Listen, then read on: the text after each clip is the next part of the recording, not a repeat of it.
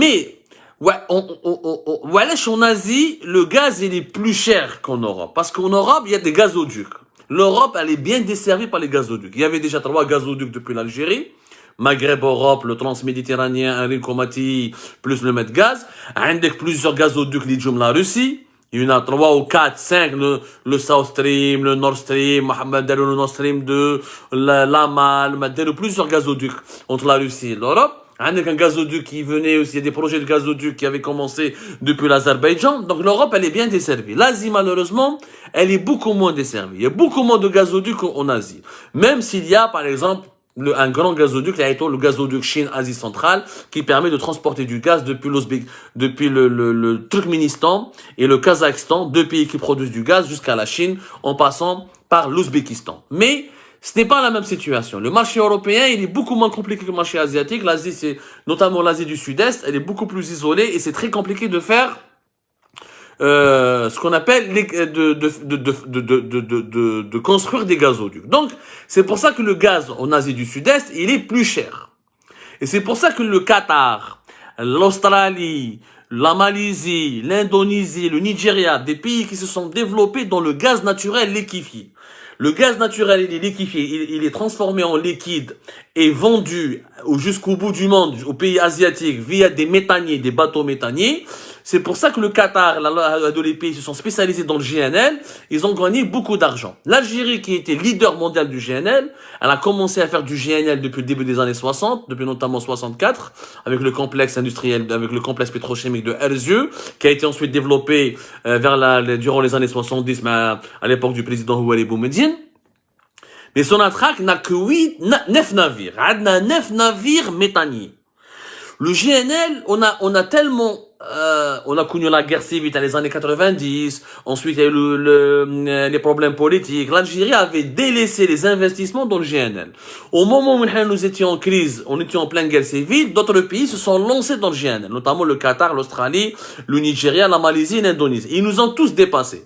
On est passé du premier place mondiale à la deuxième, troisième, ensuite de la deuxième, troisième, on est passé à la septième, huitième, lieu pratiquement on est 9e. On est encore parmi les 10 plus grands producteurs de GNL, mais on n'est pas parmi les 10, on n'est pas parmi les 5 ou les 4 grands producteurs, grands exportateurs de GNL.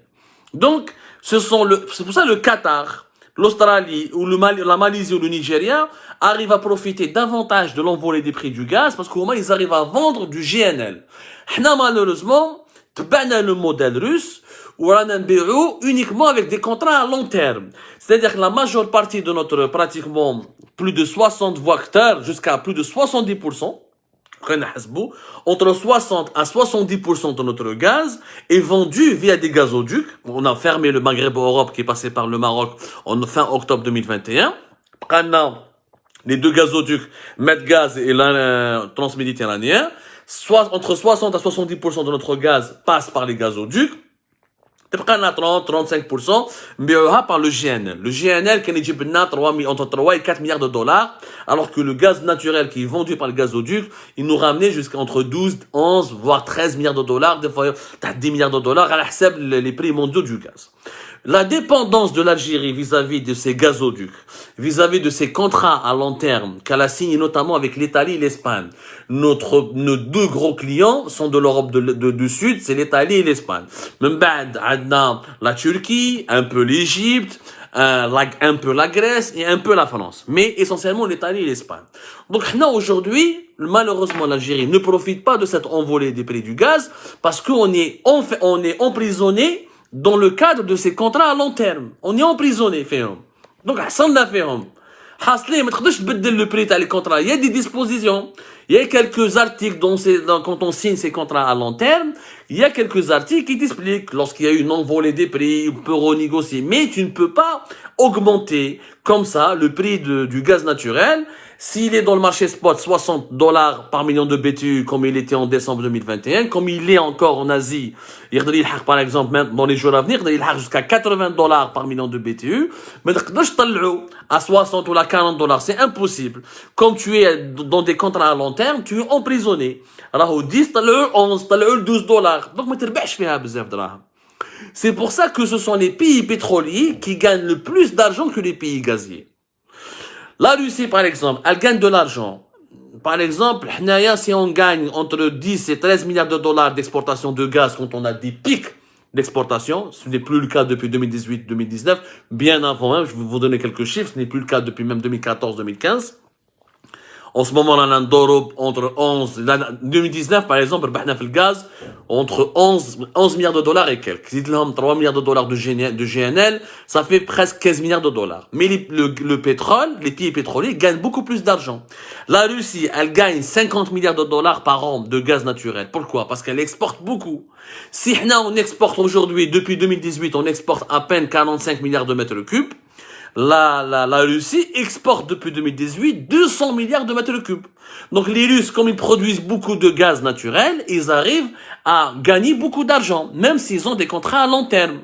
Et les Russes, ils produisent tellement de gaz naturel qu'ils utilisent leur gazoduc, le Nord Stream, le South Stream, etc., le Turkish Stream, mais ils utilisent aussi le marché spot, parce qu'ils ont beaucoup de production. Ils disent le GNL ou ils disent le gaz naturel. Nous, comme la production est plus faible que celle de la Russie, on a une demande nationale qui augmente, pratiquement 65%, comme je vous ai expliqué dans une précédente émission, jusqu'à 65% de notre gaz national produit en Algérie, le gaz naturel, il est consommé à l'échelle nationale. Donc, on ne peut pas exporter énormément. C'est la différence. En plus, la Russie, elle a beaucoup de gaz et elle a aussi beaucoup de pétrole.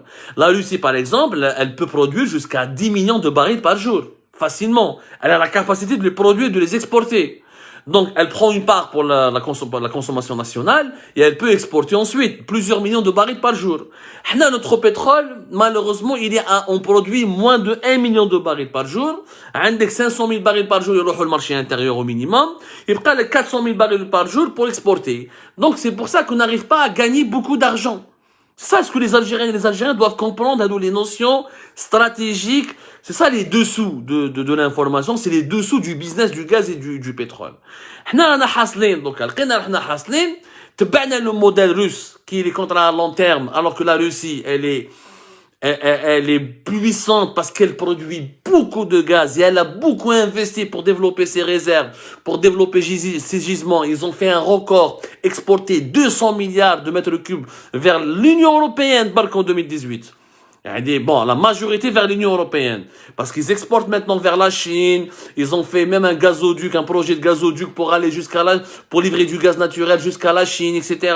Les perspectives russes sont énormes parce que leur production, elle est grande. Les réserves sont bien exploitées. Il y a eu beaucoup de travaux d'exploration et d'exploitation. Il y a eu énormément d'investissements productifs. Ce n'est pas le cas de l'Algérie. Le Qatar, la même chose. Le Qatar, il est en train de s'imposer. Il gagne des milliards de dollars grâce à son gaz. Donc, au piège. Nous avons voulu faire des alliances avec des gros pays, comme la Russie. Nous n'avons pas suivi les Russes dans leurs investissements, dans leurs efforts de modernisation de l'appareil productif, dans leur capacité à mettre à jour et à découvrir toujours davantage de réserves et à mettre en service davantage de puits, que ce soit des puits pétroliers ou des gisements gazier. لقينا دوكا حاصلين دوكا اليوم عندنا دي كونطرا على لون تيرم مع الايطالي مع الاسبان مي ما نربحوش بها بزاف دراهم ما نربحوش alors que le Qatar par exemple دار بها دراهم كبار alors que la Russie vont se faire beaucoup d'argent. حنا on pourra pas se faire beaucoup d'argent. وهنا ça va directement remettre en cause la mauvaise gestion du secteur des hydrocarbures par le régime algérien. بتفهموا مليح راهي كاتاستروف. حنا كي كنا نعيطوا في 2020 وكي كنا نعيطوا في 2021 et bien avant même en 2019 ou en 2018 كنا نقولوا attention يا جماعه. Le secteur du gaz en Algérie, comme le secteur du pétrole, il est mal géré. Il est entre les mains d'artificiers. Il est entre les mains de gens qui sont incompétents. Alors, on va foncer vers un mur. Pourquoi on a foncé vers un mur? Parce que c'est vrai, les prix du baril du pétrole à 115 $. Le prix du blé, là. Le prix du maïs, là. Le lait, là. Tous les produits agricoles, tout ce que nous importons, a augmenté aussi au même titre que le prix de l'énergie. Mais si nous pouvions exporter beaucoup de pétrole, on ne ressentirait pas beaucoup, en tout cas pas autant qu'aujourd'hui, l'impact de l'augmentation ou de l'inflation des prix des prix des matières premières agricoles, des prix des médicaments, ou là des vêtements, ou là des machines industrielles, etc. On le ressentirait pas autant. باش نفهموا مليح.